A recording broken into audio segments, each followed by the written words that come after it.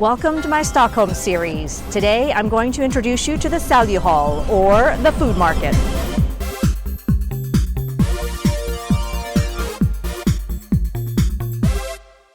These food markets are a fantastic way to taste a cross-section of Swedish cuisine. There are only 3 left here in Stockholm. The Östermalms Saluhall behind me here, the Hattorgshallen or Haymarket, and Söderhallen. Let's go in and check it out. This food hall was first opened in the 1880s. Some of these restaurants are takeaway only, and some you can eat at the counter, just check. There's a handful of vendors with separate stalls of butchers, fishmongers, and prepared foods. All specialize in high-end artisanal products.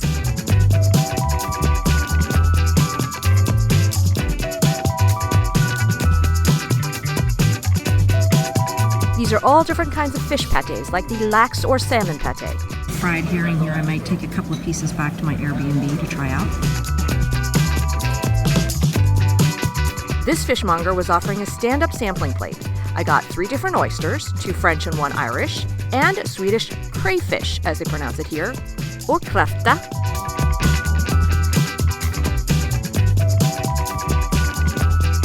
That one has a really nice, fresh flavor to it. And the flesh was very firm and light, not chewy. That one was also super fresh, much lighter than the first one and a little bit saltier. Definitely has more of the taste of the ocean to it. I think that's the Irish one, definitely the meatiest of the 3 and has a very distinct flavor to it. Very, very nice. Certainly sweeter than the other 2, which I think are the French ones. Time to eat my crawfish here.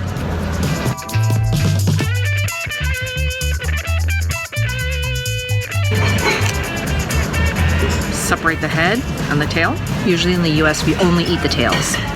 Dip it in some vinegar.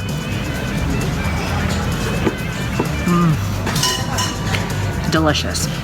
Some people suck out the heads, but it's a little gory for me. Very tasty, and they're nice and fat and meaty and juicy. Tastes terrific, dipped in a little of that vinaigrette. She reminded me that the meat in the claws could also be eaten, so don't forget to dig out the meat there too. The butcher shops mainly feature reindeer and elk, which are common Swedish meats. Also, bear meat, both fresh and dried forms. They have Swedish meatballs here with mashed potatoes, salmon. This is white fish down here. And that's some sort of a mackerel. This shrimp salad with roe also looks fantastic. This is a panko-crusted cod, a chili and sesame rubbed salmon, and some sort of marinated chicken fillet, probably a spicy sauce going off the name.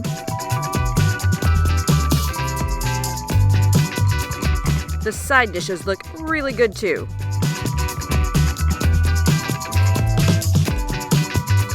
More Swedish meatballs.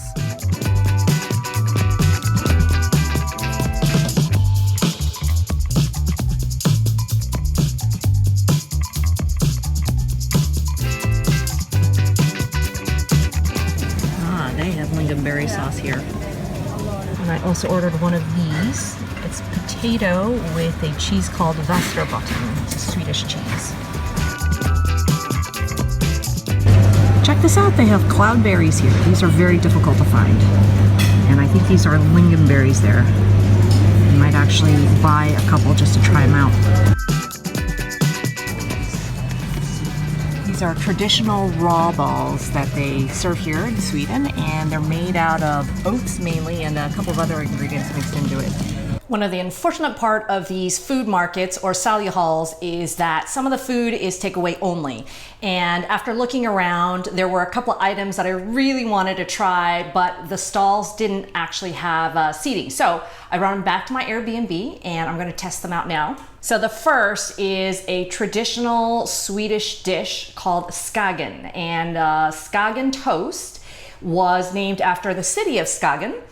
And it is essentially a starter and an appetizer. And typically what they do is they start with a piece of bread that they saute, and then on top of that goes a coating of some type of shrimp or whitefish. In my case, I have one with salmon that's mixed with mayonnaise and mustard and dill. And then typically there's another little coating of fish on the top. Sometimes they put some whitefish roe on it, and then it's topped off with some dill. Looks really delicious. I'm gonna start off with the shrimp, and the coating of roe on this is quite a lot. Okay, try this. Not bad, a little on the salty side. The bread is some sort of a pumpernickel or brown bread. Try another bite with a shrimp on it. That's super savory. You definitely can't eat too many of these. Okay, next I'm going to try the salmon skagen toast. This one's quite tasty. It's made with a smoked salmon or lox on top of it. I think the difference is that this one is not covered with a roe on top, which is probably what made the shrimp skagen so salty. I love the combination of the lox and the mayo and the dill. The mayo is actually quite thick. It actually reminds me more of a cream cheese really than a mayo, but you know, it's kind of like having a bagel on Sunday with lox and cream cheese on top of it, except it's Swedish. Okay, let's try the shredded potato and cheese now. Potato is quite a staple in Sweden, and you'll see it in all sorts of various glorious forms. Boiled, mashed, shredded like this. Skull. That's got a really interesting flavor to it. It's a little bit creamy, a little bit nutmeggy. It almost tastes like the roux when you're making mac and cheese. I can't really tell whether that's the cheese giving it that flavoring or whether they actually did add in some nutmeg and milk to the potato recipe. Interesting. I'm not a big fan of the shredded potato. Personally, I prefer mashed, or even just a plain boiled potato is great with like butter on it. And finally, I'm going to try out this cloudberry. The grocer at the market recommended that I not eat this plain, that I add it to sugar and have it with ice cream or something to sweeten it up. So it's probably pretty sour. The texture is kind of interesting. It looks like uni. Also looks like raspberries that have gone way past their expiration date and it's gotten all mushy. Who knows? Despite how it looks, I might get blown away by the flavor. Like blue cheese, it's not about what it looks like, just how it tastes. So instead of ice cream, I purchased a little yogurt instead, and it comes with its own little spoon. Okay, I'm gonna spoon some of this into the yogurt. Hopefully I wasn't supposed to wash that first. It looked like a couple of like inedible pieces in there.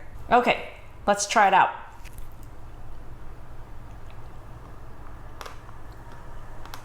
That's interesting. It's not super sour. Kind of tastes like a raspberry or a blackberry, but the seeds inside are much bigger. It actually has a rather mild flavor to it. I'm gonna try some without the yogurt just to see what the raw flavor tastes like.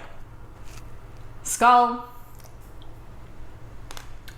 Oh yeah, that's sour. It's got a little bit of an alcoholic-y aftertaste or kick to it too. Yeah, you need to put it into a dessert or something. It's nice, it actually dresses up the yogurt. So that was my Saluhall food haul for today, and hope you enjoyed it and get a chance to visit a Saluhall the next time that you're in Stockholm. What Swedish foods are your favorite and that I might have missed? Let me know down in the comments below. Tills nästa gång. Peace.